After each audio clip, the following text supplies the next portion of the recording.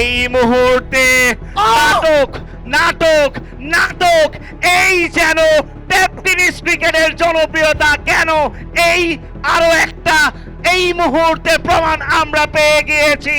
সূচিপাড়া উচ্চ বিদ্যালয় মাঠ।